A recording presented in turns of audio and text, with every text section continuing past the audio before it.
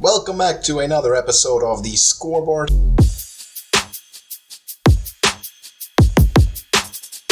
NFL Week 5. We've had some surprises last week, to say the least, so I'm excited to see how it goes going into Week 5 here. Smokey, how are you doing? Oh, I am doing great. I am better than Jaguars fans right now because that team appears to be circling the toilet bowl at this point in time. Man, they are off to a rough start. They may get coach fired before the end of the season. Who knows? I would hope they can't replace their number 1 overall pick quarterback. And I keep thinking at some point he's going to turn this around and prove that he is the number 1 pick. But it doesn't look good right now. Other than that, how are you, Alex? I'm good. I'm better than Cardinals fans because people thought they were better than they thought they were. And now, admittedly, I thought they were worse than they have so far turned out to be, which is at least serviceable in some regards. But I'm always good to be better than the divisional rival. Also, thank God Seattle lost. I mean, Christ, that was a very important turnout there on Monday night. Lions got it done, so I'm thankful for that as well. So I'm better than Seahawks fans this week as well. But how was our prediction standings, including last week? How is it looking for us? Oh, man, it was a decent week for both of us overall, but you did get a couple extra than I did. We disagreed on 4. That was the Saints and the Falcons. I picked the Falcons. I broke the curse, by the way, also. We disagreed on the... Right. Yeah, absolutely. We disagreed on the Vikings and Packers. The Packers couldn't quite pull that out at the end. That was a great game. The Commanders are absolutely legit. I picked the Cardinals because I was believing the hype that everyone was telling me, and they flushed it all away right there. Man, Kyler Murray was awful in that game, but Commanders got that one, so you got that point. We also disagreed on the Browns and the Raiders, probably one of the worst games. If not the Jets game. Those two were the worst games of the week, but the Raiders edged it out and got the win. It gave 3 of the disagreements to you, 1 disagreement for me, bringing our total to 9 for me on the week and 11 for you on the week. And the season total? The season total, actually, I haven't went back and figured that one out yet. So I got 37. Gotta be looking pretty good, though. Yeah. 37, and you got 41. Okay, that's good. That's a 4-point lead now. Is that right? Okay, That's good. I will take that. Let's see if I can keep that going into week 5. But before that, let's quickly talk about. We've seen a couple of weeks of football now, 4 weeks to be exact, so about a quarter of the season. Let's talk about the MVP discussion because at this point in the year, we can start doing our still way too early, but still fun MVP power rankings. So how is it looking for you right now? What do you think? Season ends today. What's your short list? If the season ends right now, I know it's probably never going to happen in real life, right? But if it ends right now, how could anyone say that Sam Darnold is not the winner of the MVP at this point in time? There's some unlikely names on this list. Also Baker Mayfield. But the order I have them in, I have Sam Darnold at number 1. I have Josh Allen, even though it was kind of a bad display against the tough Ravens defense. Josh Allen is still number 2 for me. Brock Purdy would be number 3 because he totally redeemed himself last week. So did Baker Mayfield. And followed up is the obligatory Lamar Jackson, which you have to throw in there just because... Yeah, just because so many people have been so bad. Like, look, I'm looking at the Vegas odds right now. Guess who is still number 1 in the odds? Oh, yeah, the Patrick odds. I don't Mahomes. care about the odds. It doesn't. Mahomes, you're right. Patrick Mahomes has been... I mean, you can't say he's a bad quarterback because he's winning, right? But it's almost that Tom Brady thing that we had to sit through for years where you watch him play and you're like, oh, this guy's not good. Why does he win everything? He's not good. Like, Patrick Mahomes, I guess, he's still the best quarterback in the league. He hasn't played like it in over a year. Since the beginning of last season, he kind of took this downward slide. He hasn't caught up since, and he's been really bad. But Vegas odds still have him as the number 1, I guess because of name value or whatever. I don't put him in there at all. I mean, unless he goes on some killer tear and sets the world on fire, he's not in the running for the MVP this season. No. I guess. Like, he's not really in the race at the moment, but a lot of things can happen, and he will get better, right? We know him to be better than what he's been doing so far this year, and for sure, it would be an immense surprise if he didn't drastically improve. But for me, yeah, I agree with you. Sam Darnold, number 1. Josh Allen at number 2. Actually, I have Brock Purdy lower than you. I got Baker at 3. And by the way, I want to point out, we have 3 guys, Darnold, Allen, Baker, top 3 MVP, drafted in the same year. All 3 of them. Yeah. Just to point that out. So maybe, after all, it was one of the greatest... And Lamar Jackson was part of that class, too, remember? Yeah, so absolutely. Maybe, after all, one of the greatest quarterback classes, as we anticipated it would be. Josh Rosen is the odd one out. Even Mason Rudolph's in the league and is getting starts here and there and getting chances here and there. Gotta win. Not too bad at all. Yeah. It might have been. It might still turn out to be one of the greatest. But Baker at 3, then Brock Purdy at number 4, and I'm putting Jayden Daniels in because he's my favorite rookie. I said he was going to be great, and he looks phenomenal. He looks phenomenal for Washington. He's winning games. He's playing great. Head and shoulders above every other rookie quarterback. Not every other offensive rookie. There's some other good ones, but quarterback wise, by far the best so far. Drake May we haven't seen yet, and probably will soon. But I'm putting him in there because why not? He's number 3 in passer rating. He's doing well. He's adding yards on the ground. So Jayden Daniels, a little bit of a homer pick at number 5 for me.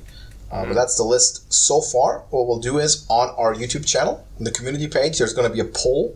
You can go check it out and you can vote for your favorite of who the current MVP is. And I will say again, it's not about like who is most likely to win by the end of the season. It's about who would be the MVP if the season ended today. Who's actually won it, not who's the most recognizable name. You know, like I'm not gonna have like Patrick Mahomes and Aaron Rodgers and Lamar Jackson in the voting this week because they just haven't been in that. They just haven't been in that category. So let us know who you think is currently the MVP frontrunner, and let's get into these games for Week 5. And we have very important one coming up for you. That we're coming off of an incredible win in an ultra important game last Sunday. The Falcons are now hosting another division rival, the Tampa Bay Bucks.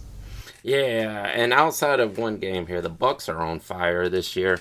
Baker Mayfield is in the running for the MVP at this point in time, so the team has a lot going for them right now, and this division actually does. This division has made a U-turn so far this season. Unless something happens, this division is all 10 times better than they've been the past 2 seasons. Like, this division is really rolling at this point in time. Let's see if it continues. Hopefully they don't take a downturn at any point in time. The Falcons got the win over the bitter rivals, the Saints, man. That was a nail-biter of a game, and Younghoe Koo came on and saved the day for the Falcons at home. It was a great day. It finished so well. That was a great game, but here's my criticism of it. This offense does not look good. It's still like they're doing things. I mean, Kirk Cousins is not in the MVP running for a reason because he doesn't look like an MVP. He looks like the Andy Dalton line of years past. And that's pretty much been his place in the league, right? Outside of maybe a couple years with Minnesota. He's been right around the Andy Dalton line. And here we are now. Maybe he'll improve coming off of the injury. Maybe he'll get better. But the Bucks are absolutely on fire. The Falcons won with the defense, not with the offense. The offense still looks bad. The Bucks have a great offense. I'm going with the Bucks. I'm going with the Bucks in Atlanta on the road because I don't want to lose another pick. I'm losing ground here, and I have a feeling that the Bucks just win this game. You broke your own curse, and then you don't continue the streak. That's crazy. I did not expect that. So for me now, it's actually kind of tough because I was lurking to pick the Bucks when you went Atlanta here. I thought you were for sure going to pick the Falcons. That was a bit difficult for me actually, on what direction to go with this. You know what? I'm just gonna do. I'm going Atlanta. I'll take the Falcons at home. Why not? I'm gonna just recurse them or something. No, actually, this is how it would be, right? You don't pick them and then they win. That's usually how it goes, and that's fine for me. You know, I'll take them. I think the Falcons just had. It might have been a breakthrough game that they just had to get it done last second when it looked like lost against the Saints. Took the lead, the all-time lead by a game in that series now with 112 total or 111 total games played. Falcons are leading 56-55. That has to feel good. And now the Bucks come to town. Couldn't have been a better moment for them to have to play this crucial game for the division lead against Tampa Bay. I'll take Atlanta. I think they'll ride it out and they'll build off of that momentum and get the win here against the visiting Bucs. Though no discredit to Tampa Bay, they've been great, and I think they are probably the better team. But I think momentum favors Atlanta here, so they get it done. The Jets at the Vikings. Wow. Like I've said multiple times already in this podcast, the Vikings are great. This is the team that Minnesota has wanted. Although, you know what? Minnesota has had some great seasons. It all just crashes down toward the end of the season, right? Is that going to happen this year? Kind of feel bad if it does, because Sam Darnold is on that late career breakout that we've seen so many other quarterbacks fall into, and usually it doesn't hold through. Like, those guys never, like, think about it. Alex Smith, Teddy Bridgewater, Ryan Fitzpatrick.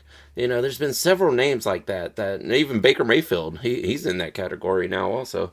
Guys who switch teams, have a great season, it never works out for them in the end, and usually they go back to the doldrums the next season. Geno Smith is another one. These guys, I don't want to see the Vikings crash, is what I'm trying to say. I don't want to see it fall down. I want to see that underdog story actually play out and win for once. On the other side, the Jets were horrible in that loss. They had a chance to win at the very end, but it was an ugly game. Aaron Rodgers was not on point in that game. They let Denver and the rookie quarterback get a win over them, 10-9. Man, that was 3 yards on a cloud of dust. If there ever was one, I am not high on the Jets. I'm going to keep rolling with the Vikings until they lose. I'll take the Vikings at home. Yeah, look, like the Vikings might be the best team in the league at this point in time, right? They're 4-0. They just have not lost. They're looking good. They're looking more legit every week as they find different ways to get it done against Green Bay. They survived the comeback, won a close game, inched it out at the end. It shouldn't even have been that close, to be fair. We have to give some credit to the Packers for coming back from that standing. But the Vikings came back. They found a way. They are back. And I think they're going to win. The Jets have they just haven't really gotten into a good rhythm. Aaron Rodgers seems frustrated with just the lack of chemistry that the offense so far seems to have. A lot of people are not really in the groove yet, and until that develops, they are sort of kind of a mediocre team, even though they have looked better than years before, obviously. Vikings are great. I'm taking them. They're playing at home. Vikings win. The Panthers and the Bears.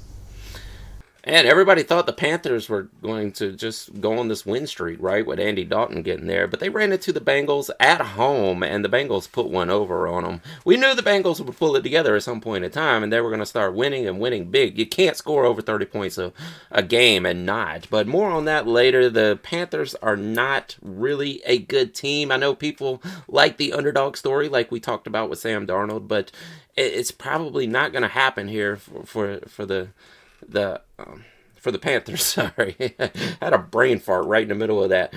For the Panthers, and they're probably going to go back to losing just like always. But the Bears got a win last week. They pulled it off. They're not a great team either. DJ Moore is actually mad. You see him sitting on the bench there all by himself.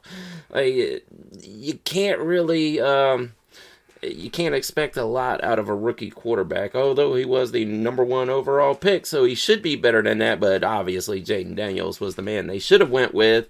It seems like a mistake at this point. Who do I believe in more? I think these teams are actually pretty close to being even. I'll take the home team. I'll give 3 points to the Bears and say that they pull it off at home. Yeah, look, this is a tough one to pick, right? Bears come off a win, Panthers off a loss, and that will shift the odds a lot going into this. But for me, the eye test so far the whole season, the Panthers have been terrible until Andy Dalton came in, and then they've been viable. Okay, they look like they've won a game, and then they've scored 24 points in the other game, end up losing it anyway because Joe Burrow and the Bengals had a resurgence. I just still don't trust that Bears offense whatsoever. I don't think they get much done. When the run game is slowed down, this offense gets into a lot of trouble. I think the Panthers will be able to exploit that decently well. That they're against the Rams. Look, the Rams are stumbling over their own feet, right? They don't have a lot of personnel anymore, and they're a little bit chaotic here and there. I just don't have the faith in Chicago in that offense at the moment. It's just too chunky. It's not running smooth. I don't trust him to put up another 30 or 24-point performance even. So I'm taking the Panthers at Chicago. This is a bit of a bold pick, actually, but I'll take the Andy Dalton Panthers just for being more well-run with better chemistry. The Ravens and the Bengals. Man, this might be the game of the week right here. This should be a barn burner. You know, the Bengals are way better than their record. I just mentioned that you're putting up 30 points a game. It's going to be tough to put 30 points up on this Ravens defense because they are absolutely great. Man, that makes this a really tough pick. Derrick Henry's probably going to run all over the Bengals here. Wow. Who do I want to go with? Man, I know a lot of people are going to pick the Ravens. I'm assuming you may pick the Ravens after that win over the Bills, but I think the Bills kind of got in their own way in that game, and the Ravens are probably not as good as that win last week. The Bengals are going to continue to score 30 points, even on that Ravens defense. I'll take the Bengals at home. Yeah, so this one's also tough. Because both of them suddenly seem to have caught like a little bit of wind in the last week or last 2 weeks. I'll disagree with you again here. Mm-hmm. I'll take Baltimore. And because exactly for the argument you gave, that running game looks incredible right now. Yeah. Derrick Henry looks very hard to stop. And until someone really figures out, look, the first 2 weeks are completely shut down, and they almost went 0-3 and just got it done against the Cowboys. It seems like they figured something out with the running game there in Baltimore. The Bengals defense is a little banged up already. A lot of guys were kind of limping around. I trust Baltimore to get this one done. I don't know if this is like the moment that Cincinnati has ultimately turned it around and this is going to be all good from now on, but I'm still taking the Ravens here with that run game. The Bills and the Texans. Yeah, much like the Ravens had the run game going, the Bills absolutely did not. It was the exact opposite. They couldn't get anything done on the ground. They had to turn to passing, and it still just didn't work out in the end. Like I said, I think the Bills kind of got in their own way. Texans eked out a win. Also, it was very clunky, but they did pull it off in the very end. So, I credit to them. They're still a very young team, and Nico Collins looks like an absolute superstar. That's a guy that nobody pegged as being one of the best receivers in the league before this season, or at least before last season, because he did come on late last season. But CJ Stroud absolutely loves that guy, and he feeds him all game, every game. So I expect to see a lot of that in this game. The run game, the tight ends are not so great for either of these teams right now. I really like Dalton for the Bills, but he's not getting fed, and maybe that's a Ravens issue. I'm not sure, but I expect the Bills to pull it back together. They're going to go on the road. They're going to go down to Texas and get the win here and get back on course. Yeah, look, I woke up on Monday morning. This game's for me very late at night, 2 a.m., right? The late night game, the primetime game on Sunday. So I wake up Monday morning, I can't believe what I'm seeing. Mm-hmm. The Bills got blown out. The 3-0 Bills, the best team in the league, get blown out at Baltimore by a team that's been shaky to say the least. Not great to see. And Josh Allen's stat line kind of looks the same as it did last week, which tells you that he didn't do a whole lot. Not a whole lot of progress happened in this game. So this was completely done for Buffalo. You're absolutely right. But to say that they should not be winning this one, I think, is an overreaction, because the Texans have all year not been looking like themselves. What we've come to expect them to look like last year. So I'm still going to take Buffalo here. I think they recover from this. I think it was a blip. I think they were not prepared to defend the run, and it completely stunned them. And they just got blown out. But I don't think it'll happen again. And against Houston, struggling Houston team, just about eked by the Jaguars last week. Buffalo will be able to take advantage and get that win, stay on top of the AFC there, or close to the top of the AFC in Houston. But definitely not super easy. The Colts and the Jaguars. You know, I should have had that win last week. But either way. The Colts, man. Listen, Joe Flacco came in and pulled off the win. If AR was still in that game, they would not have won that game. I really believe that. They shouldn't have won that game, but Flacco did it. So now the question is, are they going to put Flacco in and let him just run until he takes a loss and just see what happens? Or are they going to push AR back out there if he's healthy? I don't know that I would. I mean, you got the win with Flacco. I would not push AR back out there, but it's a very big possibility because you drafted that guy. You have to play him, right? Jaguars are 0-4. Oh my God, man. Like I said earlier, they are circling the toilet bowl. I don't know what to think about this team. They have to pull something together. They are at home here. I'm going to say that AR gets back out there and blows this game, and the Jaguars finally get their win because this is pretty much a must-win game for them if they are going to save jobs down there in Jacksonville. Take the Jaguars at home. Yeah, tough to pick Jacksonville, it feels like this year, but you're right, they kind of have to. I will agree with you. I'll take Jacksonville. This is a must-win game. This is it, right? Like, jobs are on the line. If this one's a loss, people are going to be out, either immediately or at the end of the season. This is like an unacceptable start to the season, so Jacksonville has to win this, and I think they will. As for the Colts, man, if he's healthy, you gotta play Anthony Richardson, right? You don't have any serious aspirations of making the playoffs this year. You're not that good of a team, so you drafted the guy. You have to see what you have in him. If you keep him out and you just never really know, you might risk staying in that purgatory for another multiple years because you don't know whether to cut ties or whether he's the guy and you should pay him. At some point, his rookie contract will come off, and there's going to be a big question that's going to be asked for the front office there. You got to play him. You got to see what you have. Just give it to him. The season is look, realistically, you're not going to make the playoffs. You're not going to be a good team. Give it to him. Let's see what he can do. If he just messes up, he's just not the guy. It turns out, at least you can move on, right? At least you can plan for the future in a different direction. Keeping Flacco in now is going to keep you being mediocre and just delay the progress. So, no, you have to play AR if he is healthy. But picking Jacksonville either way. Out of pure desperation, might I add. Dolphins and the Patriots. Yeah, I think this is a situation where it doesn't matter which quarterback you throw out there. We're going to keep getting the same results. It doesn't matter. Tyler Huntley, Skylar Thompson, they need Tua out there. And I don't think it's happening anytime soon. I mean, well, he can. He's been put on IR for a concussion, which is, pretty drastic. But with his history, that's the kind of things you have to do.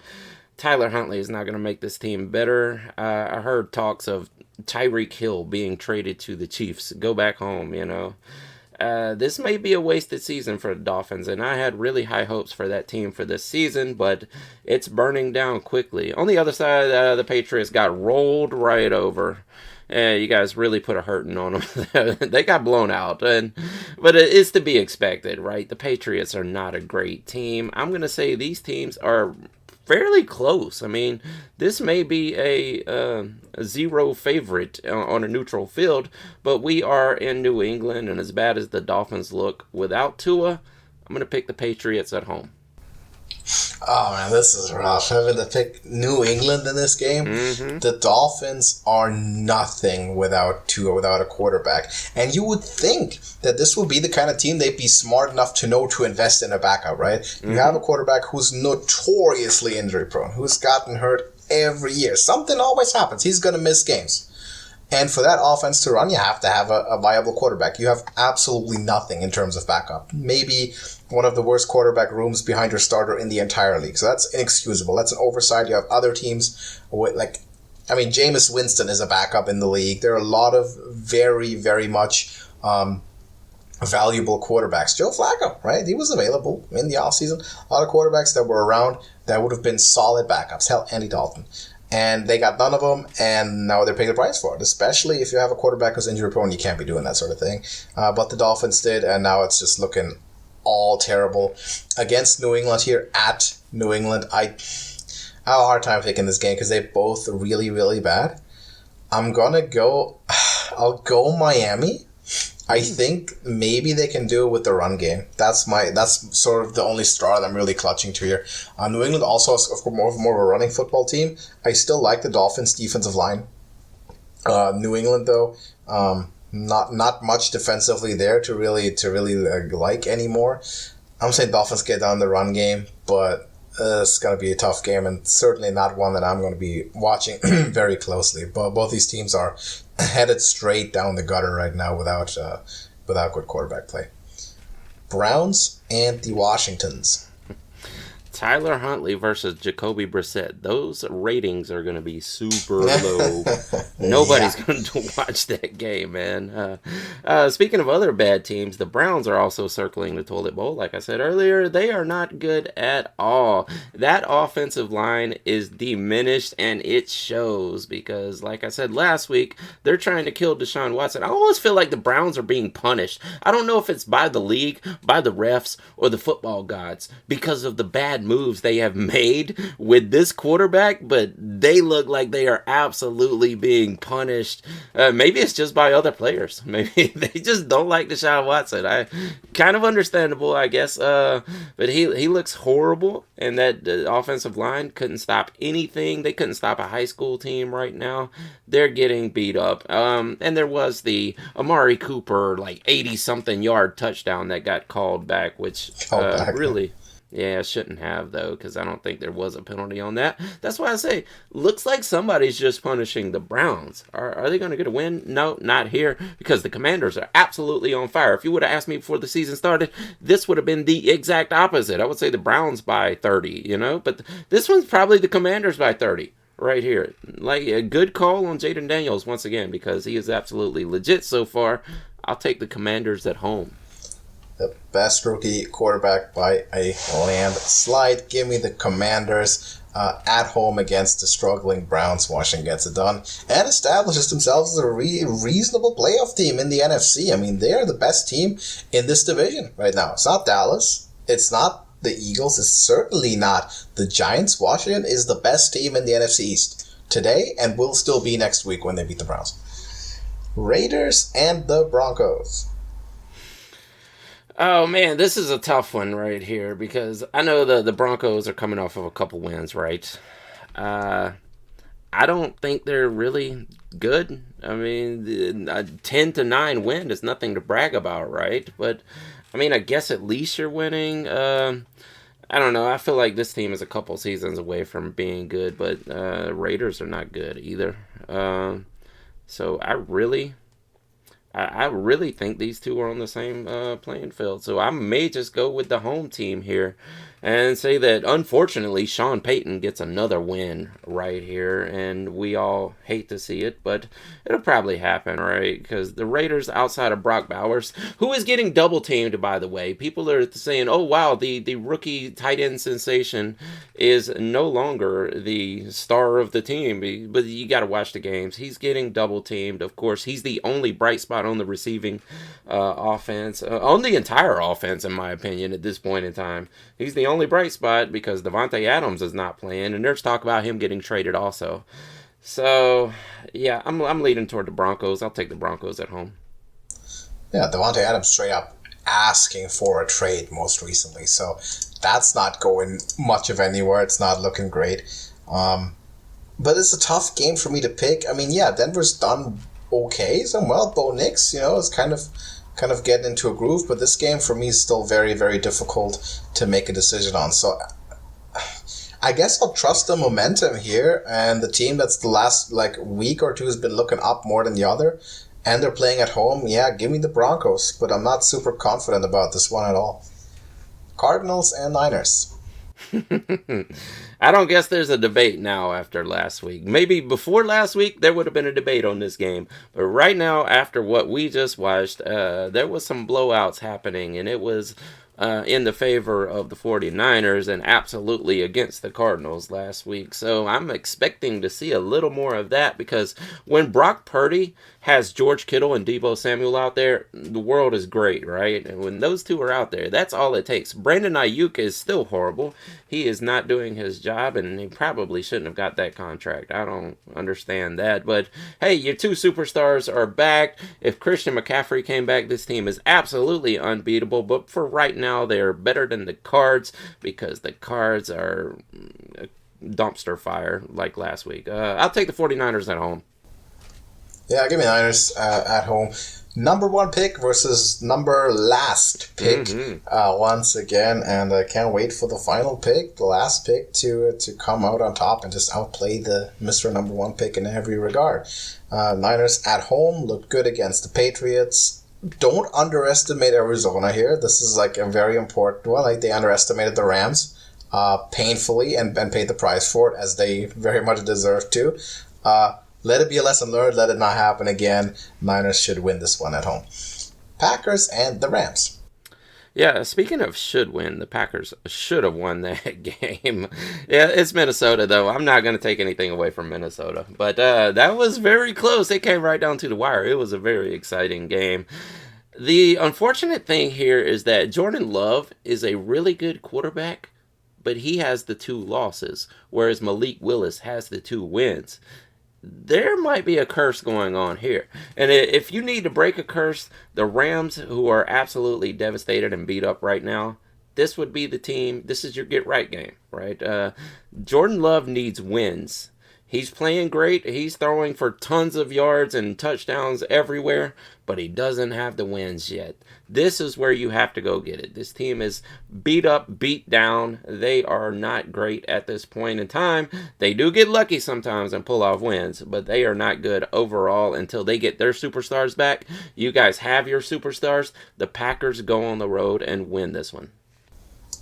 It's a tough pick, but I think I have to agree with you, even though I'm all but convinced by these Packers. They were getting blown out by Minnesota, and then they kind of clung back when the Vikings took the foot off the gas pedal. Whether they can actually go out and go win a game up front remains to be seen, but we have to put our faith into them, I guess, in this one, because the Rams just have not been looking very competent at all. They lost to Chicago, which by all means the worse team than the Packers. So I'm going Green Bay. I'm agreeing with you on this one, but let's see what they can actually put together. Giants and the Seahawks. I'll tell you what, a lot of people are down on the Giants. They should have won that game. There was a lot of ref ball involved in that game. I think the Giants are better than their record. I think the Giants are better than people want them to be. It feels like the media is really down on the Giants, but yes, their record is bad at this point in time. But there's a lot of fight in this team, and there's a lot of offensive potential on this team. The Seahawks, though, coming off of a week like that, I don't have a lot of faith in them, but they have been playing good most of the season. And it is at home with the 11th man. Man, I really want the Giants to win this, but I don't think it happens. I think the Giants' luck is just too bad right now. And I think later in the season, they do put something together and get a little better. But it is the Giants, so they could let me down on that. Love their offensive weapons, though. If Malik is not out there, though, they're going to have a big problem. I'll take the Seahawks at home. Yeah, unfortunately, I have to agree with you once again here. I also really want the Giants to win this one for obvious reasons. But again, I just have no reason to believe that that's going to be the reality. Seattle's been looking all right. I'm glad they got their loss against Detroit. Don't want them to feel too good about themselves and to fly a little bit too high, a little bit higher than they should be. But the Giants just doesn't look like they're putting anything together here. I mean, they played the Cowboys, I guess, to a close game, and not that it matters too much because they're just not winning. So Seattle gets it at home, but fingers crossed for a different result. Speaking of the Cowboys, they are playing at Pittsburgh. Yeah, like I said, the Cowboys should not have won that game. The refs made sure they won that game. And they are going on the road right now. The Steelers are coming off of a heartbreaking loss, which Justin Fields played probably one of the best games he's played since he's been in the league, which isn't saying a lot, but he has been winning, and I'm talking myself into it right now. I did see a blurb that said that Russell Wilson is actually gearing up to come back at some point. Justin Fields has been playing better and winning, but it looks like they may still be in favor of putting Russell Wilson in at some point in time. And I imagine if it goes horribly in one game, I don't think he gets to the second one. But Justin Fields, like I said, coming off a really good game. The Cowboys coming off of a really big cheat game. So who do I want to take here? I'm going with the home team. I'm going to say that the Steelers get it back together, and they're going to put one over on the Cowboys because the Cowboys don't really travel that well. Take the Steelers. Yeah, I'm agreeing with you. I'll take Pittsburgh at home. Rooting for them too. Of course, I don't know. Is it still going to be Justin Fields? It's kind of becoming a debate now with Russell Wilson seemingly soon being healthy and ready to go. But the Steelers have had maybe more success than they imagined in the past few weeks. Of course, Justin Fields could not get it done this past weekend, but so far, the Steelers look like they're on a roll. Of course, mostly carried by the defense, as they have been in recent history. Dallas are sort of caught in no man's land, so I think the Steelers will be able to take advantage of this one in a late game in prime time at home. I think they'll force a lot of mistakes from the Cowboys offense and ultimately win in a relatively low-scoring game, but I'm curious to see how the quarterback situation keeps going there in Pittsburgh. And finally, we have the Monday night classic Saints and the Chiefs. Yeah, two teams that have had really bad offenses over the past couple of weeks. But the Saints had really good games the first 2 weeks. It's just came back to earth since then. Here's how I see this game going. I think the Saints come out and they're firing because the Chiefs' defense is good, but they don't hold well for the first half of the game. They seem more like a second half team. I think the Saints get up on them. I think everybody's going to assume, okay, here's where the Chiefs lose it finally. And the team has not been playing that well. Here's their loss coming. But no, the Chiefs are going to come back, and even if it takes some refs' intervention, they're going to get that win at home in Kansas City because it's the Chiefs. They are the new Patriots. Patrick Mahomes is the new Tom Brady. We need Patrick Mahomes to win. That's the league speaking, not me. They want Patrick Mahomes to win. They want the Chiefs to stay on top because apparently dynasties are really good for bringing in casual viewers. That's how they see it. Unfortunately for the Saints, I'm not going to be mad about it because I don't want the Saints to win anyway. So I'll love to see them with a losing record. Take the Chiefs at home. Yeah, look, I'll also take the Chiefs, but I'll tell you one thing. Look for an upset here, okay? Just be on the lookout for it. I'm not brave enough to pick the Saints against an undefeated team, but this is possible. I mean, the Chiefs, like in previous years, are sort of running out of people on offense, and we've seen that Patrick Mahomes, he's had some trouble already. Rashee Rice is probably going to be out for the season. No Isaiah Pacheco either. They're running thin. And it's only a matter of time before just a straight up better roster comes along and beats them. Maybe it's not the Saints, but the Saints have been more competent than we thought they were, and their running game, when played right, is still quite strong. So I'm putting this one on official upset alert, but I'm picking the Chiefs because they haven't lost yet. So officially, I'm sort of retreating here, but I want to be the one to at least have mentioned that this could very well be an upset. So. How many disagreements do we even have? We have 4 today. Once again. We have 4. That's a lot. So Atlanta was 1. Yeah, well, at first I thought you were going to disagree with every single game because all of these came right up top. We have the Bucks and the Falcons. We have the Panthers and Bears. We have the Ravens and Bengals. We have the Dolphins and Patriots. Yeah, well, a lot of the early games. So our weekend will be decided after the early slot already. Mm-hmm. Absolutely. Man, I was thinking about the Chiefs, though. What are the chances that they do pick up another wide receiver? And also, what are the chances that they have an undefeated season playing that badly? Undefeated season, I think, is close to zero chance. The way it's looking right now, close to zero chance. They damn near almost lost already to the Chargers, and they may well lose to a much healthier Chargers team the second time around. Let me check their schedule, but I think there's just too many holes, right, for us to assume that they really could have an undefeated season. I'm not doubting the league will try to make that happen. But, I just can't. They're playing the Saints, then the Niners, that could be one. The Raiders, they should win. Bucks could be a potential loss. Broncos, then the Buffalo Bills. That's for sure one where this is always a big game, but Buffalo looks to be the better roster at the moment, though the Chiefs have kept winning. And then they also later down the line they still play Houston and also the Steelers. Yeah, they're gonna drop one or two. They're gonna drop a couple of these. I'm fairly sure that they will. They'll win the division, right? They got done against the Chargers. Congratulations, right? They're two pretty injured teams, and the Chiefs came out on top at the end. But they're gonna drop one or two. Might be San Francisco, might be the Bills, might be Tampa. There's a few that